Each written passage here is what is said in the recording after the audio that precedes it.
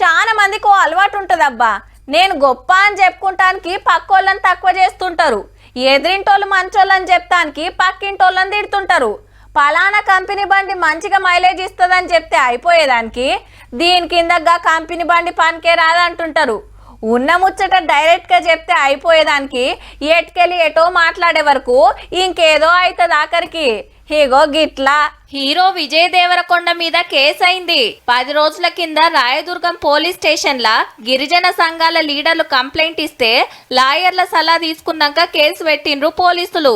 ఇంతకు కేసు ఏందంటే 500 years back tribals కొట్టుకున్నట్టు వీళ్ళు బుద్ధి లేకుండా మినిమం కామన్ సెన్స్ లేకుండా చేసే పనులు గదన్నట్టు. తిట్టింది పాకిస్తాన్ వాళ్ళనే గాని నడుమిట్లా మన గిరిజనుల ముచ్చట తీసుకొచ్చే వరకు వాళ్ళు గరమైతున్నారు. అంటే వెనకట గిరిజనులే కొట్టుకునేదా, ఏడే జాతులు లేవ్వా, ఎవరి నడుమ పంచాదులు కాలేదా, మమ్మల్ని ఎట్లా తక్కువ చేసి మాట్లాడతామని కోపానికి వచ్చిండ్రన్నట్టు. అప్పుడే సోషల్ మీడియాలో సారీ చెప్పిండు గాని మైకుల ముంగట బాజాబ్తా మాట్లాడి పోస్ట్ పెడితే అయిపోతుందా అనేది వీళ్ళ మాట. అయినా టెర్రరిస్టులను తిడతానికి అడవి బిడ్డలని చిన్నబుచ్చితే ఎట్లన్నా? సినిమా షూటింగ్లు అంటే 1కి 4 మాటల టేకులు తీసుకొని డైలాగులు చెప్పే ఛాన్స్ ఉంటది. స్టేజ్ మీద అట్లా కాదాయే, ఒక్కపారి ఓ మాట అన్నామంటే వెనకకి తీసుకున్నాడు చాలా కష్టం. నలుగుట్లు ఉన్నప్పుడు ఏం మాట్లాడుతున్నాం, ఎవరిని అంటున్నాం అనేది గాయంత చూసుకోకుంటే ఎట్లా సారు?